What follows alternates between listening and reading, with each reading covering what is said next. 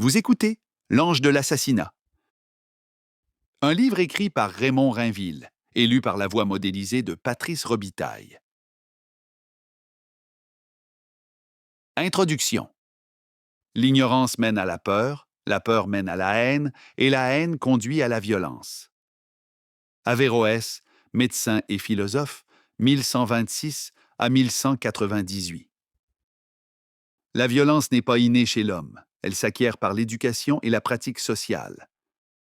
François Héritier, anthropologue et femme politique, 1933 à 2017.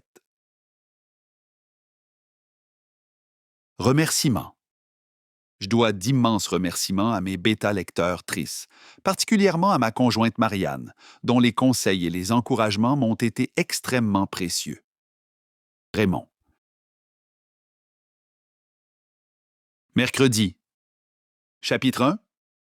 Avant même d'avoir terminé la lecture de cet article du Parisien, j'avais compris que ma vie ne tarderait pas à basculer dans une tourmente parfaite.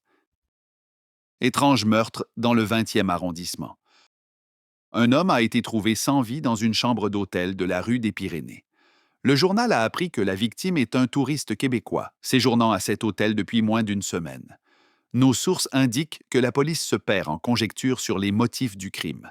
Le vol a cependant été écarté, aucun objet de valeur n'ayant disparu de la chambre, alors que le portefeuille de la victime se trouvait toujours bien en vue sur la table de chevet à l'arrivée des policiers. Il semble que l'homme aurait été frappé violemment à la tête avec un instrument tranchant, fait très troublant. Une petite cage en acier a été laissée près du cadavre, sans doute par l'assassin. Autre bizarrerie, les policiers ont retrouvé une illustration représentant un militaire du XVIIIe siècle à l'intérieur de cette cage.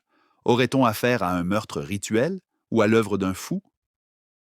Pour l'instant, le seul autre élément que nous avons pu confirmer est que le meurtre a été perpétré samedi soir dernier. Nos journalistes suivront de près l'enquête sur cette étrange affaire. Même si rien ne me reliait concrètement à cette étrange affaire, une profonde angoisse s'empara peu à peu de tout mon être. Un Québécois, une cage, l'illustration d'un soldat du XVIIIe siècle. Tous ces éléments me laissaient la très désagréable impression que le tueur voulait me passer un message. Mais quel message? Malgré l'incongruité de la situation, il me semblait évident que l'article du journal ne pouvait qu'être relié au stupide jeu auquel je me livrais avec les autres membres du club. Bon, je vais tâcher de retrouver mes esprits afin de relater froidement les faits selon leur ordre chronologique. Je m'appelle Reynald Bélanger. Bien que québécois, j'habite Paris depuis maintenant plus de 5 ans. Grâce à ma double nationalité, ma mère étant d'origine française, et à une carrière somme toute réussie comme professeur d'histoire à l'Université Laval de Québec, j'ai pu obtenir un poste de professeur associé dans une modeste université de la région parisienne. J'y enseigne l'histoire de la Nouvelle-France à des étudiants plus intéressés par Black M que par Champlain ou Frontenac. Voilà maintenant 6 mois, j'ai accepté de me joindre à un club d'amateurs d'histoire, pompeusement appelé le Club des Grands Esprits. Nous étions alors 6, 4 hommes et 2 femmes, à nous réunir chaque mercredi soir autour d'une bonne table et d'un thème historique. Une semaine, nous pouvions arriver habillés en cavaliers mongols pour mordre à pleines dents dans de savoureux steaks tartares.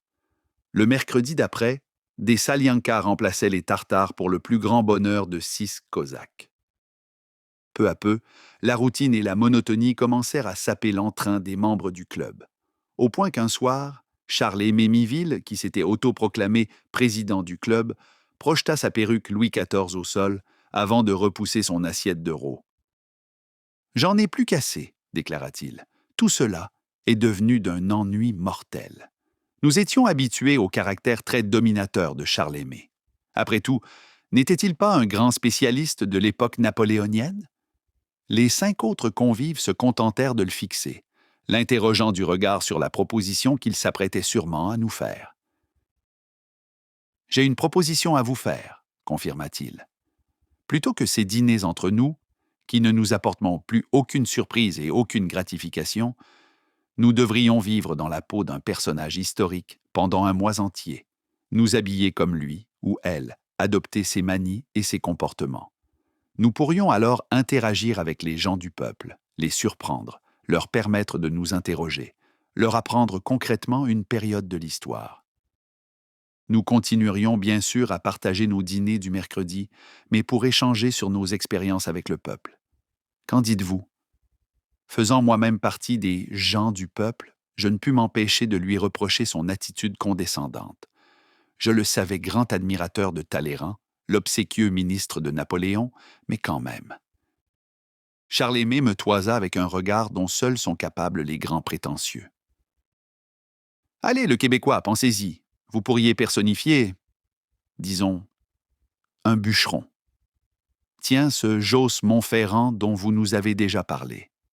Imaginez l'intérêt que vous susciteriez auprès des Parisiens, et surtout des Parisiennes, dans le métro et dans la rue.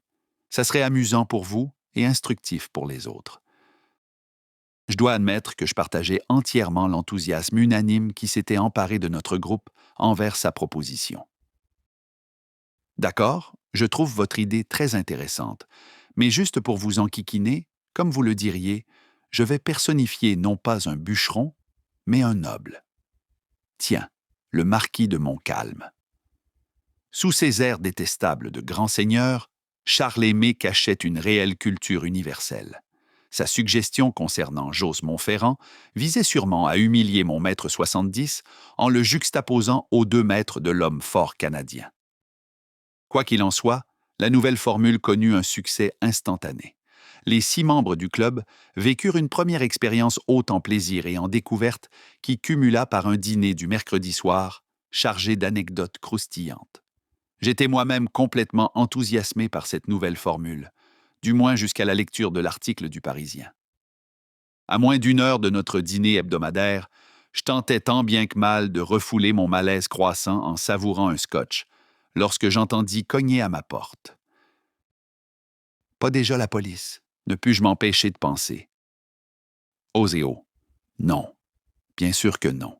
C'était Jacqueline Beaumier, la seule véritable amie que je comptais parmi les membres du club, auquel je m'étais joint à sa demande insistante, d'ailleurs. À une époque pas si lointaine, nous avions été beaucoup plus que des amis. Ce n'était pas véritablement de l'amour, et sûrement pas de la passion, mais plutôt un impérieux besoin d'être ensemble, pour combler les vides créés par nos solitudes réciproques. Jolie veuve de 58 ans, professeure d'histoire à la retraite, elle jouissait d'un esprit enjoué et d'un corps affriolant qui continuait de m'attirer. Je préférais toutefois notre amitié sereine à nos anciennes amours tortueuses. « Bonsoir, beau marquis », me salua-t-elle. « Ravi de vous revoir, joli révolutionnaire. » En tant que spécialiste de la Révolution française, Jacqueline avait choisi de personnifier une de ces femmes qui assistaient aux tumultueuses séances de la Convention nationale tout en tricotant et en hurlant des obscénités aux députés. Exemple parfait de la singularité humaine, ces tricoteuses avaient profondément marqué l'esprit de leurs contemporains. « Prêt ?» me demanda-t-elle. « Bien sûr, toujours prêt pour toi. » « Menteur !» fit-elle en me gratifiant d'un doigt d'honneur parfaitement exécuté. Mercredi. Chapitre 2. N'ayant pas de voiture et détestant prendre le métro, surtout ainsi accoutrée, Jacqueline avait pris l'habitude de covoiturer avec moi lorsque la chose était possible, ce qui était souvent le cas puisque nous habitions le même immeuble. En route vers notre dîner du mercredi, elle me jeta quelques regards inquisiteurs, ayant sans doute remarqué l'anxiété que je n'avais toujours pas réussi à chasser. Toujours aussi discrète, elle respecta toutefois mon silence et ne posa aucune question. Ce soir-là, notre dîner, le 3e depuis l'adoption de notre nouvelle formule, se déroulait chez Léonard. Divorcé de 45 ans, il occupait un modeste logement de 3 pièces dans le 15e arrondissement. Simple agent de sécurité dans un édifice du ministère de l'Intérieur, il se définissait volontiers comme notre assurance anti-snobisme. Bien que facétieuse, cette affirmation mettait en évidence une triste, mais absolue vérité.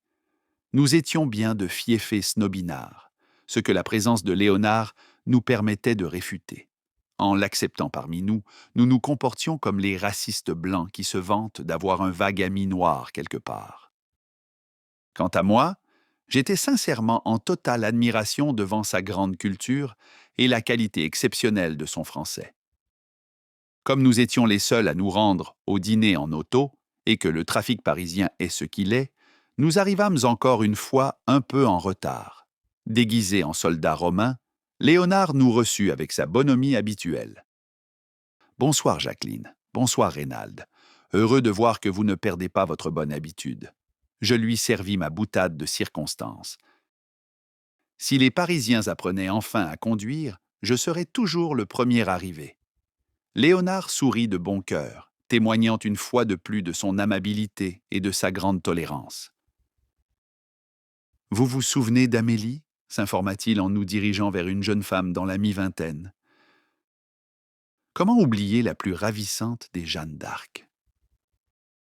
2 semaines auparavant, Amélie était devenue la 7e membre de notre club, à l'instigation de Léonard, qui nous l'avait présentée comme une cousine éloignée. J'avais la forte impression que son souhait le plus cher était de se rapprocher de sa jolie cousine. Passionnée de l'époque médiévale, la jeune femme poursuivait de brillantes études en histoire à la Sorbonne. Fraîche, spontanée et volontaire comme la célèbre Pucelle d'Orléans, elle la personnifiait à la perfection. J'aperçus alors Charles Aimé, qui nous salua de loin en arborant son sourire des grands jours. Malgré ce sourire, il affichait l'air à la fois mystérieux et satisfait d'un joueur de poker sur le point d'abattre sa straight flush. Mon anxiété monta encore d'un cran. Que pouvait savoir ce diable d'homme? Qu'était-il en train de préparer? Tentant de conserver le peu de contenance qui me restait, je fis quelques pas pour aller saluer Louis et Diane, sémis en couple dans la fin cinquantaine, bien évidemment professeurs d'histoire à la retraite. Je les félicitai une fois de plus sur leur costume. Louis personnifiait un Louis XIV vieillissant, alors que sa femme habitait littéralement le personnage sulfureux de la marquise de Montespan, longtemps maîtresse officielle du roi Soleil. Je commençais à peine à retrouver une certaine sérénité, lorsque Charles Aimé mit fin à la période consacrée à l'apéritif en prenant solennellement place à la table. Avant même que Léonard ait eu le temps de servir l'entrée, notre président souleva son marteau d'apparat pour le rabattre violemment sur la table. Hostie, que je haïssais ce marteau. À mes yeux, il synthétisait tout ce que j'exécrais chez Charles Aimé. Son ton sec, sa froideur, son autorité, son manque total d'empathie. Ce soir-là en particulier, il joua son rôle à la perfection. Il était vraiment Talleyrand, ce grand aristocrate qui fut successivement évêque puis chef révolutionnaire, avant de devenir un ministre aussi prétentieux et opportuniste qu'intelligent et efficace, à qui Napoléon, lors d'une de ses magnifiques colères, asséna un jour « Monsieur, vous n'êtes que de la merde dans des bas de soie. » Quand même, on savait insulter à l'époque. Mais Charles Aimé ne se prenait surtout pas pour de la merde. Il frappa à nouveau la table avec son maudit marteau avant de claironner. « Mesdames, messieurs, pardonnez-moi d'interrompre vos bavardages, mais je dois passer immédiatement à la partie sérieuse de notre rencontre. » Depuis quand nos dîners doivent-ils avoir une partie sérieuse? Notre seul but a toujours été de passer un bon moment, protesta Louis. Je comprends, mon cher, mais ce soir, des circonstances malheureuses m'obligent à modifier notre façon de procéder. Des circonstances malheureuses? Oui, je le crains fort. Bon Dieu, ce que vous pouvez être lourd parfois, Charles Aimé. La remarque de Louis fut aussitôt appuyée par quelques voix qui demandèrent. Quelles circonstances? Expliquez-vous. Sans un mot, Charles Aimé se pencha vers son attaché-case et en extirpa quelques feuillets qui se mirent rapidement à circuler. Je n'eus pas besoin de lire ma copie. Le titre me suffit. Étrange meurtre dans le 20e arrondissement. Comment? S'indigna à nouveau Louis. Nous avions tous convenu de n'avoir accès à aucun média, y compris nos smartphones, pour nous plonger le plus possible dans l'époque de nos personnages. Effectivement, approuva Charles Aimé. Mais comme responsable de notre groupe, je me suis trouvé dans l'obligation de consulter mon smartphone à l'occasion. Je suis tombé sur cet article par pur hasard. Et puis, sérieusement, qui d'entre vous peut jurer ne pas avoir du tout utilisé son smartphone? Tous protestèrent de leur innocence. Toutefois, j'étais convaincu du bien fondé de l'énoncé de mon vieil adversaire. Mais déjà tous les convives étaient plongés dans la lecture de l'article. Mon instinct ne m'avait donc pas trompé, mais la tourmente anticipée allait visiblement commencer plus tôt que prévu. Mais où voulait en venir Charles Aimé? Diane fit comme écho à ma pensée. Où voulez-vous en venir, Charles Aimé? Nous sommes ici pour nous amuser, pas pour lire de sordides histoires de meurtre. Demandez à Reynald. C'est à vous qu'elle l'a demandé. D'accord, Reynald. Je vais lui répondre avec plaisir. Mais avant, j'aimerais que vous répondiez à cette question. Que savez-vous de l'histoire de la Corriveau? Comment avait-il fait pour découvrir cette histoire si rapidement? Je constatai plus tard qu'il s'agissait en fait d'un jeu d'enfant. Il suffisait d'effectuer une simple recherche Google avec quelques mots-clés. Nouvelle-France, meurtre, cage. Le costume militaire du XVIIIe siècle et le fait que la victime soit québécoise l'avaient facilement amené à faire le lien avec la Nouvelle-France et avec moi. Je me concentrai sur ma respiration, essayant vainement de stopper les battements affolés de mon cœur avant de répondre. J'en sais ce que tous les Québécois en savent. Un peu plus quand même. Après tout, vous êtes historien et un grand spécialiste de la Nouvelle-France. Oui, bien sûr, un peu plus. Alors, racontez-nous, s'il vous plaît. Je m'octroyais encore quelques discrètes respirations avant de me lancer. Marie-Joseph Corriveau est née en 1733 dans un petit village près de Québec. En 1763, elle a été pendue après avoir été trouvée coupable du meurtre de son second mari et... Pourriez-vous préciser de quelle façon elle a tué son mari? Bien sûr, mais je vous prierai de laisser tomber votre ton de juge d'instruction. Reynald a raison, intervint Jacquelin. Vous êtes ridicule avec vos airs de grand magistrat. D'accord, approuva faiblement mon tortionnaire. Pardonnez-moi, Reynald, je vous laisse continuer. Il a été frappé à la tête avec une petite hache. Un sonore « Ah » emplit la pièce, au moment même où mes yeux se posaient sur un passage du maudit article. L'homme aurait violemment été frappé à la tête avec un instrument tranchant. En guise d'effet de toge, Charles Aimé promena un regard triomphant sur les convives en murmurant « Intéressant, n'est-ce pas? Vous réalisez tous que les assassins se servent rarement d'un tel instrument de nos jours. » Un meurtre rituel, glissa Léonard. Charles Aimé approuva doucement de la tête, puis, après s'être tourné vers moi, il fit simplement « Continuez, mon cher Reynald, je vous en prie. » Continuez? Pourquoi? L'essentiel a été dit. Non, et vous le savez très bien. Parlez-nous de cette fameuse cage et de l'illustration trouvée près du corps. Cette fois, personne ne le pria d'abandonner ses airs de juge d'instruction. J'avais une folle envie de me servir un grand verre de l'excellent vin que Léonard avait choisi pour accompagner l'entrée, mais je me contentais de déglutir péniblement avant de poursuivre. Après son exécution en avril 1763, le corps de la Corriveau fut enfermé dans une cage de fer et exposé à la vue de tous sur la voie publique. Je fus interrompu par de nouveaux « Ah !» encore plus forts. Poursuivez, m'encouragea Charles Aimé. Comme ce genre de pratique avait été abandonné en France depuis longtemps, les habitants de la Nouvelle-France n'avaient jamais vu une telle horreur. Mais il faut se souvenir qu'en avril 1763, la Nouvelle-France venait d'être cédée à l'Angleterre par le traité de Paris, donc les coutumes anglaises y étaient maintenant pratiquées. Pendant les 40 jours que dura cet horrible spectacle, les habitants superstitieux du coin rivalisèrent en rumeurs et en légendes de toutes sortes. Plusieurs prétendirent entendre des plaintes nocturnes ou encore des grincements provenant de la cage. Pendant des années, même encore un peu de nos jours, la Corriveau, comme tous l'appelaient dorénavant, servit de formidable bonhomme 7 heures pour effrayer les enfants désobéissants. Voilà. De nouveau, Charles Aimé promena un regard satisfait sur les convives qui avaient tous la même expression de stupeur sur le visage. Puis il se tourna vers moi en m'ordonnant presque. Maintenant, parlez-nous de l'illustration trouvée sur les lieux du crime. Je plongeai mon regard dans le sien en me demandant à nouveau Que sait-il exactement? Que connaît-il sur moi et sur mon passé? Je tentais de gagner un peu de temps en lui demandant. Que voulez-vous savoir au juste? C'est bien un costume porté par des militaires vers la fin du régime français en Amérique, n'est-ce pas? Tout à fait. Plus précisément, le costume porté par les soldats du régiment de Béarn qui, malgré la défaite, se distinguèrent lors de la bataille dite des Plaines d'Abraham, n'est-ce pas? Oui.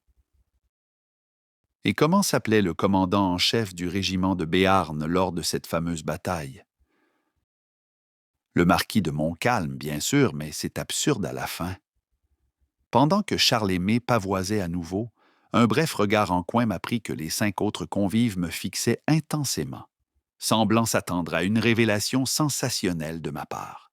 Espérait-il une explication logique à cet imbroglio, ou plutôt des aveux spectaculaires? Heureusement, Jacqueline intervint à nouveau. « Charles Aimé, allez-vous nous dire où vous voulez en venir? Vous ne pensez quand même pas que Reynald a tué ce pauvre homme pour mieux incarner son personnage? » Reynald a raison. Cet interrogatoire est ridicule et frise la diffamation. « Merci, Jacqueline, me dis-je intérieurement, mais Charles Aimé ne se laissa pas démonter. « Non, bien sûr que non.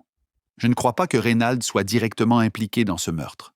Je veux simplement vous faire réaliser que nous devons nous interroger sur les énormes évidences qu'on retrouve dans cette affaire. Des évidences si grandes qu'on ne peut croire à une simple coïncidence, à mon avis. » « Et à quoi devons-nous croire, à votre avis? » demanda Jacqueline du tac au tac. « Je ne sais pas.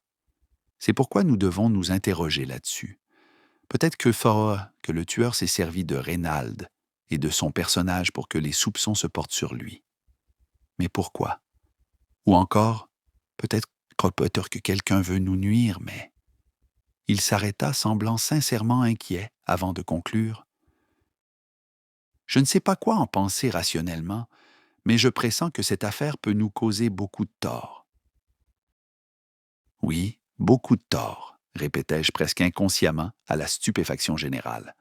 Pour la première fois dans l'histoire du club, j'étais d'accord avec Charles Aimé. Très bizarre, en effet. Il doit bien y avoir une explication, mais laquelle? L'interrogation venait de Diane, dont la voix trahissait la profonde émotion que tous semblaient partager. Charles Aimé prit alors son ton solennel qui avait le don de me tomber sur les nerfs. Si je me suis permis d'interroger Reynald, c'est que j'espérais qu'il puisse nous fournir une explication logique. Peut-être un ami ou une connaissance qui se serait inspiré de son personnage pour commettre ce meurtre. Tellement de déséquilibrés se promènent en toute liberté de nos jours. Là, j'avoue que je ne sais plus quoi en penser ni quoi faire. Je n'ai qu'une certitude. Cette mise en scène n'est pas le fruit du hasard. Tout à fait, approuva Louis. Puis il se tourna lentement vers moi, son visage exprimant une sincère désolation.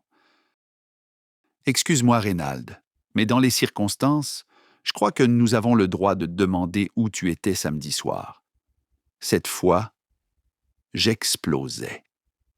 Je me levai subitement en renversant ma chaise et me mis à effectuer des allers-retours emportés. Là, c'est assez. Vous allez arrêter de jouer à la police. Comment pouvez-vous penser que je suis impliqué dans ce meurtre sordide? Peut-être, oui, qu'un déséquilibré s'est inspiré de mon personnage. Si c'est le cas, ça aurait pu arriver à n'importe qui d'entre nous. Mais moi, je n'aurais jamais traité un membre de notre groupe de façon aussi ignoble. Je réponds quand même à ta question, Louis. Samedi soir, je me trouvais à mon bar préféré. Si jamais de vrais policiers m'interrogent, je pourrais leur en fournir la preuve sans souci. Voilà. Maintenant, lâchez-moi. À bout de souffle et le visage cramoisi par la colère, je redressai ma chaise et m'y rassis doucement, en essayant de dissimuler le trouble que faisait monter en moi une pensée lancinante.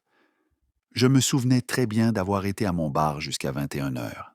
Mais après, je n'avais aucune idée d'où j'avais pu aller. Mercredi. Chapitre 3. N'empêche que mon intervention musclée avait fait mouche. Tous les convives se mirent à piocher piteusement dans le plat de leur entrée, un succulent tartare de saumon. Soudain, Diane releva la tête en s'exclamant C'est vrai, Reynald a raison. Ça aurait pu arriver à n'importe qui d'entre nous. D'ailleurs, c'est peut-être déjà arrivé sans qu'on s'en soit rendu compte. Elle se mit à farfouiller dans son sac Vuitton et en extirpa rapidement son smartphone. 5 secondes plus tard, tous les autres se joignirent à elle, manipulant frénétiquement leur appareil afin de soutirer des renseignements à Google. Tiens, se contenta d'observer très sobrement Charles Aimé. Ce fut Léonard qui trouva le premier. « Écoutez, s'exclama-t-il, c'est un article du Figaro. Un journaliste de gauche poignardé dans son bain Arthur Serrière, journaliste et fondateur du blog Le Pouvoir au Peuple, a été retrouvé mort dans son bain. Selon nos sources, il aurait succombé à une hémorragie après avoir été poignardé près du cœur. Bien que l'homme se soit fait de nombreux ennemis au cours de sa longue carrière de journaliste et de polémiste, la police peine pour l'instant à déterminer les motifs du crime. L'homme vivait seul dans un très modeste logement du 13e arrondissement et aucune trace d'effraction n'y aurait été relevée. Fait particulièrement troublant, une reproduction du tableau « Les tricoteuses de la guillotine sur les marches de l'église Saint-Roch » le 16 octobre 1793 de Henri Baron a été laissée tout près de la baignoire dans laquelle le cadavre reposait. Autre détail insolite, nous avons pu apprendre qu'un avertissement était inscrit en lettres rouges sur le tableau. L'œuvre de l'ange ne fait que commencer. Nous vous tiendrons bien sûr au courant des avancées de l'enquête sur cette étrange affaire. Une reproduction du tableau « Les tricoteuses ». Je ne pus résister au besoin impérieux de jeter à mon tour un regard inquisiteur vers Jacqueline. En fait, 6 regards presque accusateurs pointèrent simultanément vers elle. « Quoi ?» s'exclama-t-elle d'un ton excédé. Aucun des convives ne put lui répondre, une torpeur totale nous ayant tous submergés. Puis je remarquai que 5 regards commencèrent furtivement à se promener de Jacqueline à moi et de moi à Jacqueline. J'explosai à nouveau. « Non, non, non, vous n'allez quand même pas nous prendre pour Bonnie and Clyde. Si vous l'ignorez encore, sachez que notre histoire amoureuse est terminée depuis un bon moment. Quant à notre histoire criminelle, elle n'a jamais commencé. » Toujours aussi condescendant, Charles Aimé préféra m'ignorer pour plutôt s'adresser à Jacqueline, en faisant un visible effort pour afficher une apparente compassion. « N'empêche, chère Jacqueline, qu'il faut bien admettre que les faits sont extrêmement troublants. L'évocation de la personnification de votre personnage historique est encore plus évidente que dans le cas de Reynald. Une reproduction de... » L'émotion l'obligea à faire une pause. L'espace d'une seconde, je le sentis près de s'abandonner à la panique. « Bon Dieu !» s'écria-t-il, « que signifient ces mascarades? Qui peut bien avoir intérêt à impliquer notre groupe dans ces sordides affaires ?» Il laissa échapper un long soupir avant de continuer. « Bon, Jacqueline, tout le monde ici a sûrement réalisé que le meurtre de ce journaliste de gauche est pratiquement un copier-coller du meurtre du révolutionnaire Marat. Mais pour nous aider à y voir plus clair, pourriez-vous nous faire part de vos impressions en tant que spécialiste de cette époque? Et j'insiste, uniquement en tant que spécialiste. Il est clair pour moi que vous n'avez rien à voir avec cette triste affaire. J'aurais bien aimé jouir d'une aussi grande indulgence de votre part, laissai-je tomber avec amertume. Effectivement, approuva Jacqueline. Je préfère ce ton à celui que vous avez servi à Reynald. Elle balaya courageusement la pièce d'un regard confiant, prit une courte respiration et se lança. Bon, d'abord, un bref retour sur le contexte.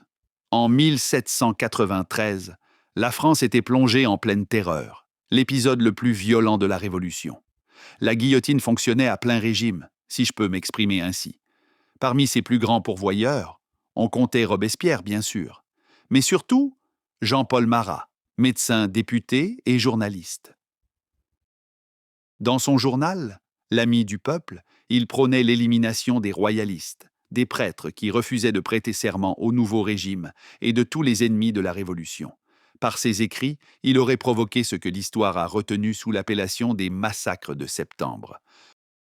Dans la première semaine de 1792, les révolutionnaires, jugeant que les tribunaux acquittaient trop facilement les ennemis de la Révolution, attaquèrent les prisons pour y massacrer d'abord les prêtres non assermentés, puis les aristocrates.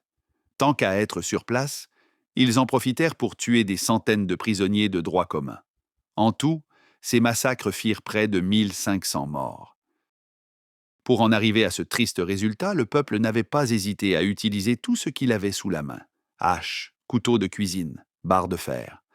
Mais Marat en exigeait toujours davantage, pris d'une sorte de folie meurtrière, peut-être empirée par une maladie de la peau qui le faisait terriblement souffrir. Il ne réclama bientôt pas moins de 270 000 têtes bien comptées. Il alla jusqu'à offrir de se charger lui-même de cette opération. Quel monstre! Je regrettais cette remarque intempestive aussitôt après l'avoir laissé s'échapper.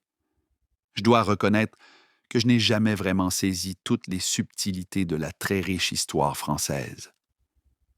Jacqueline me jeta un regard rempli d'un curieux mélange de blâme et de compréhension avant de poursuivre son exposé. Je comprends ton point de vue d'homme du XXIe siècle choyé par la vie. Mais pour plusieurs Parisiens de l'époque, Marat était vraiment l'ami du peuple. Les peuples qui souffrent peuvent être impitoyables, et celui de Paris souffrait beaucoup. Toutefois, les excès de Marat lui valurent de vives oppositions, dont celle des Girondins, un groupe de députés modérés qui désiraient mettre fin à la terreur. Une curieuse course à la guillotine commença alors, plusieurs leaders révolutionnaires étant convaincus qu'ils avaient le choix entre faire guillotiner leurs adversaires ou être guillotinés par eux. Constatant que Marat allait remporter cette sanguinaire lutte pour le pouvoir, plusieurs députés girondins trouvèrent refuge en Normandie, à Caen précisément, où vivait une certaine Charlotte Corday. La future meurtrière de Marat, glissa Diane. Effectivement, confirma Jacqueline avant de poursuivre. Déjà renseignée sur les abus de Marat, Charlotte fut révoltée en entendant les récits des Girondins.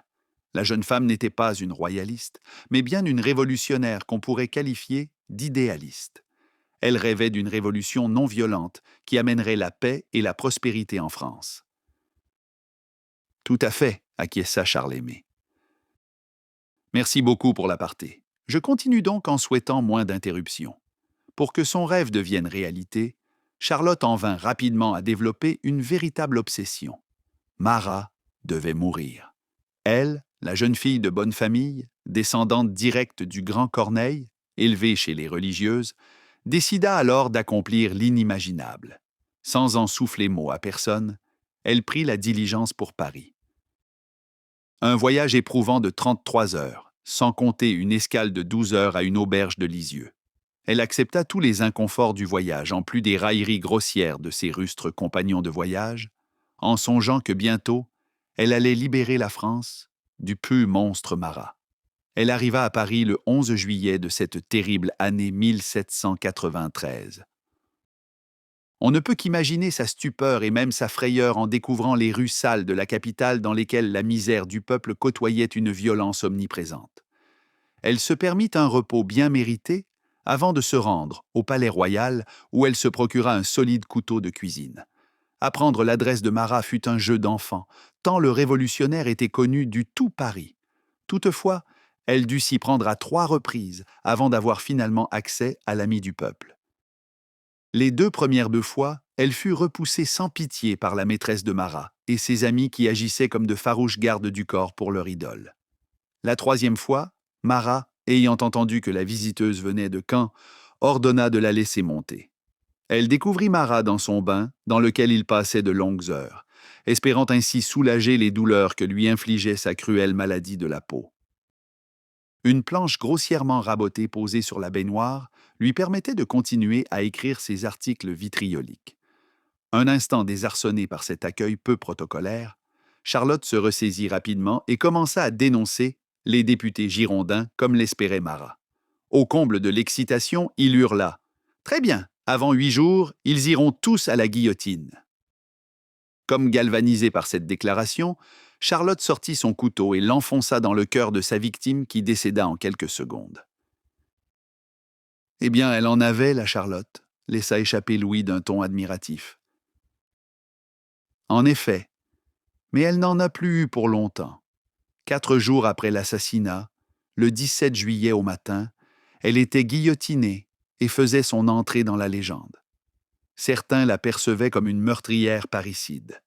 Pour d'autres, Charlotte devint une véritable héroïne, une martyre de l'humanité. Quelques années plus tard, le grand Lamartine, en rappelant que Charlotte s'était vantée d'avoir tué un homme pour en sauver 100 000, la fit passer à la postérité sous le pseudonyme, et là, tenez-vous bien, de l'ange de l'assassinat. L'ange de l'assassinat. L'œuvre de l'ange ne fait que commencer. Le lien était si évident et si terrible que personne ne prit la peine de le relever. Je jetai un discret regard à la ronde. Tous semblaient se poser la même question. Qui, parmi nous, était inclus dans l'œuvre de l'ange? Faute de réponse, les convives plongèrent dans une torpeur malsaine que Louis interrompit après quelques secondes. « Dites-moi, Jacqueline, peut-on considérer Charlotte comme une sorte de féministe avant le terme? » Curieux que vous me posiez cette question, une femme m'a fait la même demande voilà 2 semaines, alors que je donnais une conférence. Oui, je pense qu'on peut la qualifier de la sorte. Je considère qu'Olympe de Gouges, une autre révolutionnaire de l'époque, fut la première féministe française. Même s'il n'existe pas de preuve d'une rencontre entre elle et Charlotte, je suis persuadé que cette dernière a été influencée par la pensée politique d'Olympe. Les deux étaient extrêmement brillantes et n'acceptèrent jamais le machisme et la violence qui marquèrent la Révolution et dont Marat fut la parfaite incarnation. D'ailleurs, dans une lettre à une amie, Charlotte s'était élevée contre « ces hommes qui devaient nous donner la liberté, mais l'ont assassinée ». Voilà, mon cher Louis, je pense qu'on peut la qualifier de féministe avant le terme, pour reprendre votre expression. Mais selon moi, elle fut plutôt une femme courageuse qui ne pouvait tolérer tant de violence et d'injustice, y compris aux dépens des femmes. Alors j'ose aussi l'appeler l'ange de l'assassinat, malgré les circonstances actuelles. Louis approuva de la tête en échappant un sourire satisfait, puis se tourna vers moi. « Et toi, Reynald, considères-tu que ta Corriveau a été influencée par une forme de féminisme ou encore par une haine des hommes? » Comme nous partagions allègrement une même passion pour le scotch, Louis était le seul du groupe, avec Jacqueline, bien sûr, à me tutoyer. D'abord, ce n'est pas ma Corriveau. Pour répondre à ta question, je dirais qu'en Nouvelle-France, le féminisme était une notion aussi inconnue que le rap. Je ne dirais pas non plus qu'elle a été poussée au meurtre par haine des hommes en général, mais par sa haine et surtout sa crainte d'un homme, son mari, Louis Dodier. Lors du procès, il a été démontré que le bonhomme la battait régulièrement. De nos jours, la Corriveau ne serait pas pendue, et encore moins exposée indignement sur la place publique. Heureusement, certaines choses dans ce monde évoluent pour le mieux. Louis allait reprendre la parole, mais Charles-Aimé le devança. « Dites donc, Jacqueline, cette femme qui vous a questionné lors de votre conférence, vous ne l'aviez jamais rencontrée auparavant? » « Non. À tout le moins, je ne l'avais jamais remarqué. » « Pourriez-vous nous en donner une description plus détaillée? » « Pas vraiment. De longs cheveux bruns et un chapeau à larges bords lui cachaient une bonne partie du visage. Je me souviens qu'elle était de taille moyenne et plutôt mince. Madame Tout-le-Monde, quoi. Je vois.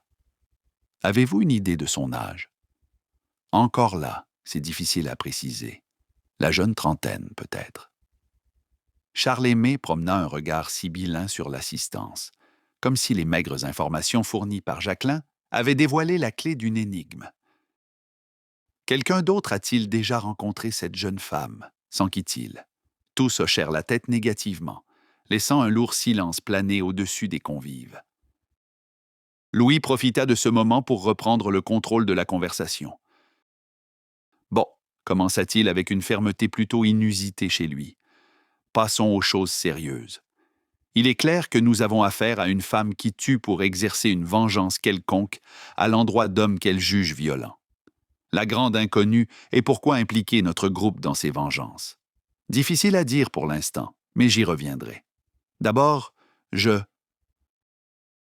Allons donc, mon pauvre Louis, tu déconnes complètement, le coupa Diane.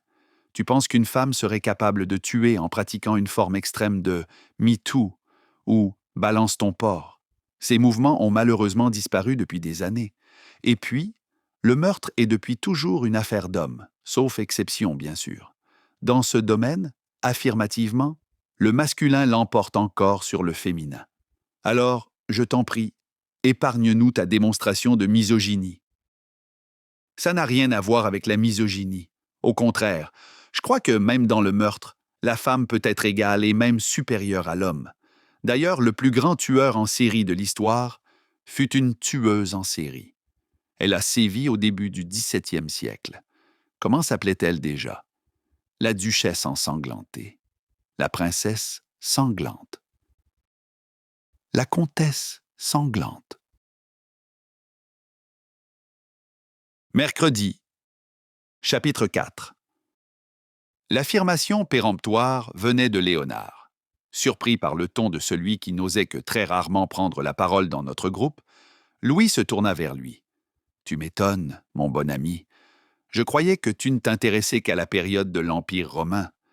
Tu t'y connais sur le XVIIe siècle? » « Pas du tout, mais croyez-moi, je connais très bien l'histoire de la comtesse sanglante. » « Et comment ça? » Avec un nom de famille comme Raxova, vous vous doutez sûrement que je ne suis pas originaire de Normandie.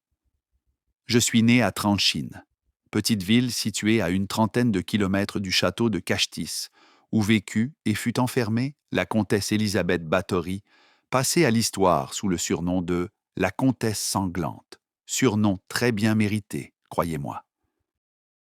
Elle fut enfermée dans son propre château, s'étonna Jacquelin. Eh oui, après une enquête ayant démontré la présence de plus d'une centaine de cadavres accumulés dans son château, elle y fut enfermée dans une seule pièce, dans laquelle elle passa les 4 dernières années de sa vie sans jamais en sortir. Ses seuls contacts avec le reste du monde, pendant ces années, se firent par une petite fente par laquelle on lui passait ses maigres repas. C'est affreux.